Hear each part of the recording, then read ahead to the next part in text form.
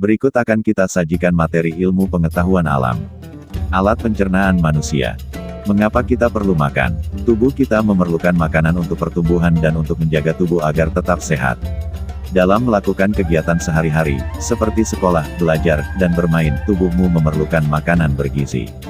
Agar makanan yang bergizi dapat diserap oleh tubuhmu dengan baik, alat pencernaanmu harus dalam keadaan sehat. Di dalam alat pencernaan itulah zat-zat makanan diolah terlebih dahulu, kemudian diserap oleh tubuhmu. Untuk lebih jelasnya, pelajarilah alat-alat pencernaan manusia serta hubungannya dengan makanan dan kesehatan berikut ini. Proses pencernaan terdiri atas pencernaan secara mekanik dan pencernaan secara kimiawi. Pencernaan secara mekanik. Pencernaan mekanik terjadi di rongga mulut, yaitu penghancuran makanan oleh gigi yang dibantu lidah. B. Pencernaan secara kimiawi. Pencernaan kimiawi terjadi di dalam rongga mulut, usus, dan lambung dengan bantuan enzim. Enzim adalah suatu zat kimia yang membantu proses pencernaan. Proses pencernaan makanan dalam tubuh kita terjadi di dalam alat pencernaan. Tahukah kamu alat-alat pencernaan yang ada di dalam tubuhmu? Pada gambar tersebut kamu dapat mengamati susunan alat pencernaan makanan. Pada manusia, alat pencernaan pada manusia terdiri atas rongga mulut, kerongkongan, lambung, usus halus, usus besar, dan anus. Rongga mulut. Proses pencernaan pertama kali terjadi di dalam rongga mulut. Di dalam rongga mulut, makanan dikunyah dan dihancurkan oleh gigi, dibantu oleh lidah.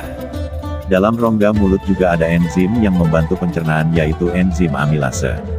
Gigi manusia terdiri atas gigi seri, gigi taring, dan gigi geraham. 1. Gigi seri berbentuk pahat berfungsi untuk mencengkeram dan memotong makanan.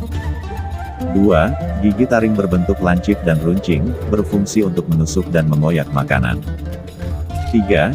Gigi geraham berbentuk rata bergerigi, berfungsi untuk mengunyah makanan. Gigi terdiri atas 3 bagian, yaitu mahkota gigi, leher gigi, dan akar gigi. Bagian paling luar mahkota gigi dilapisi oleh emel.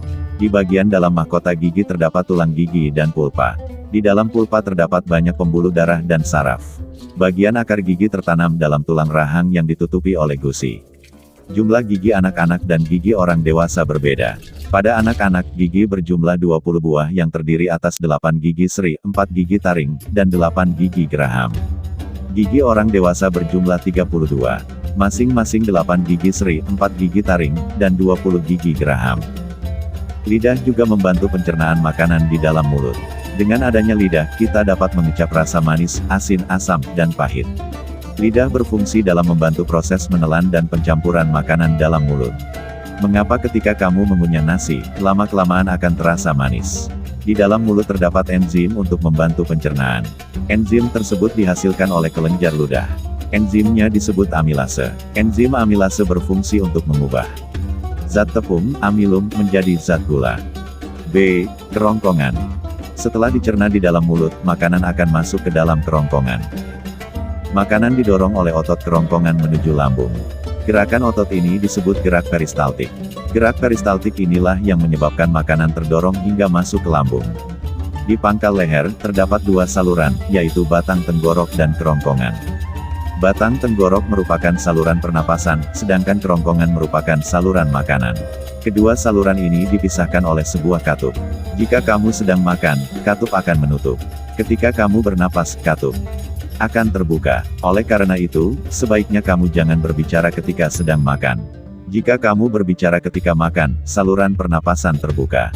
Apabila makanan masuk ke tenggorokan, kamu dapat tersedak. C. Lambung. Dari kerongkongan, makanan masuk ke lambung. Di dalam lambung, makanan dicerna secara kimiawi dengan bantuan enzim yang disebut pepsin. Pepsin berperan mengubah protein menjadi pepton.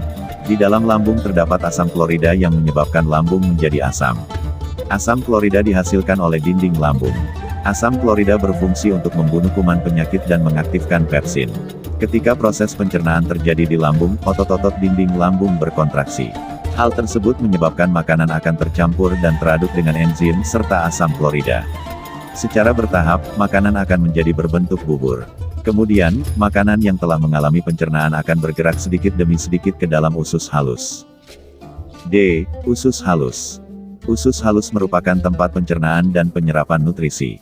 Usus halus terbagi menjadi 3 bagian, yaitu usus 12 jari, usus kosong, dan usus penyerap. Di dalam usus halus terdapat dua proses pencernaan, yaitu pencernaan secara kimiawi dan proses penyerapan sari makanan. Di dalam usus 12 jari, terjadi pencernaan makanan dengan bantuan getah pankreas. Getah pankreas dihasilkan oleh kelenjar pankreas. Getah pankreas mengandung enzim-enzim, seperti enzim amilase, enzim tripsin, dan enzim lipase.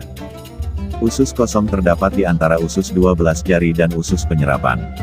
Di dalam usus kosong terjadi pula proses pencernaan secara kimiawi. Usus kosong memiliki dinding yang dapat menghasilkan getah pencernaan. Usus penyerapan adalah tempat penyerapan sari-sari makanan. Sari makanan adalah makanan yang telah dicerna secara sempurna. Di dalam usus penyerapan terdapat bagian yang disebut villi. Villi banyak mengandung pembuluh darah. Villi inilah yang dapat menyerap sari-sari makanan. Usus besar. Setelah melewati usus halus, sisa makanan masuk ke usus besar.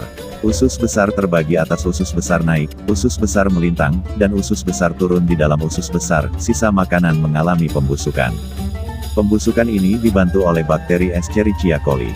Air dan garam mineral dari sisa makanan tersebut akan diserap oleh usus kembali. Setelah itu, sisa makanan dikeluarkan melalui anus dalam bentuk tinja, feses. Semoga ilmu yang kita pelajari bermanfaat dan barokah, amin.